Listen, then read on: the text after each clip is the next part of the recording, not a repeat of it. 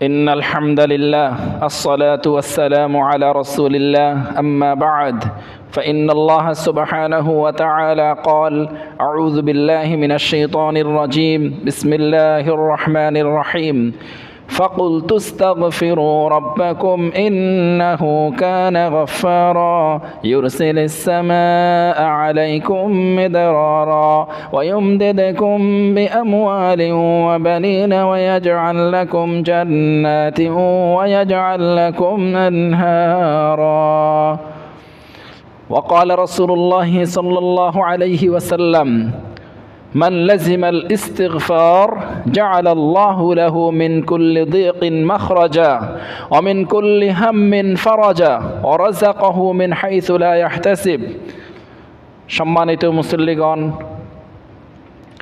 রাসূলুল্লাহ সাল্লাল্লাহু আলাইহি ওয়াসাল্লাম বলেছেন, মান লাজিমাল ইস্তিগফার জাআলাল্লাহু লাহু মিন কুল্লি দিকিন মাখরাজা।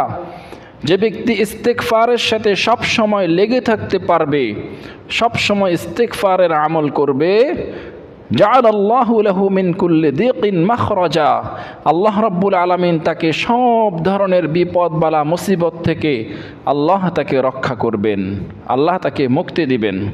ওমিন কুল্লি হাম্মিন ফারাজা, সব ধরনের দুশ্চিন্তা, ডিপ্রেশন, পেরেশানি, হতাশা, এগুলো থেকে আল্লাহ তাকে মুক্তি দিবেন। ওয়ারযুকহু মিন হাইসু লা ইয়াহতাসিব, আল্লাহ তাকে এমন স্থান থেকে রিজিক দিবেন যা সে কখনো ভাবতেও পারেনি, কল্পনাও করতে পারেনি। সনদের দিক থেকে এই হাদিসটিকে কেউ দুর্বল বলেছেন, কিন্তু এই হাদিসটির প্রতিটি শব্দের সমর্থনে পবিত্র কোরআনের মধ্যে আয়াত আমরা খুঁজে পাই।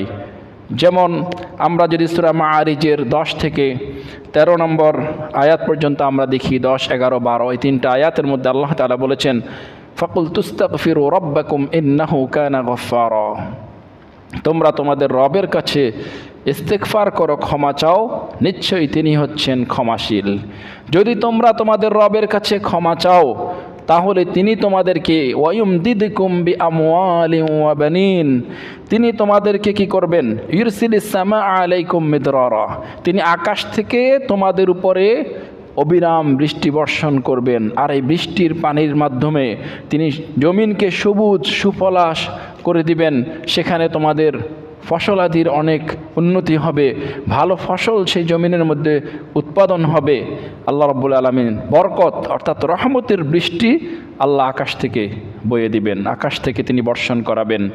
ওয়ায়ুমদিদকুম বিআমওয়ালিন ওয়া বানিন, এবং তিনি তোমাদেরকে সমৃদ্ধ করবেন, বিআমওয়ালিন ওয়া বানিনা, ধন সম্পদ দিয়ে, সন্তান সন্ততি দিয়ে। ওয়ায়াজআল লাকুম জান্নাত, তিনি তোমাদের জন্য বাগ বাগিচা তৈরি করে দিবেন। ওয়ায়াজআল লাকুম জান্নাতি ওয়ায়াজআল লাকুম আনহারা, নদ নদী তিনি প্রবাহিত করে দিবেন।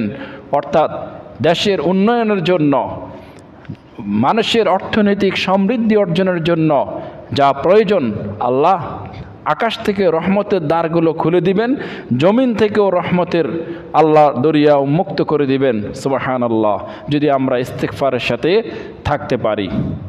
এজন্য সবসময় আমি কাজ করছি, অসুবিধা কি, আস্তাগফিরুল্লাহ আস্তাগফিরুল্লাহ, মন থেকে সেভাবে ফিল করি, আল্লাহ আপনি আমাকে মাফ করে দেন।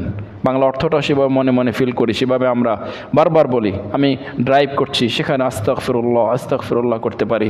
সব সময় আমরা যদি আমাদের ফরজ ইবাদতগুলো সঠিকভাবে আদায় করি এবং হালাল হারাম মেনে চলি, এবং এই ছোট ছোট যেগুলোকে আমরা ছোট মনে করি অথচ অনেক বড় নফল ইবাদত, এই ইবাদতগুলোর সাথে যদি আমরা লেগে থাকতে পারি, বিশেষ করে ইস্তেগফারের সাথে, ইনশাআল্লাহ আমাদের জীবনের অনেক সমস্যাই, পার্থিব জীবনের অনেক সমস্যাই কেটে যাবে, অনেক সমৃদ্ধি আমরা অর্জন করতে পারবো, পাশাপাশি চিরস্থায়ী পরকালীন জীবনে অবশ্যই আমরা মুক্তি লাভ করতে পারবো, জান্নাতের নিয়ামত অর্জন করতে পারবো।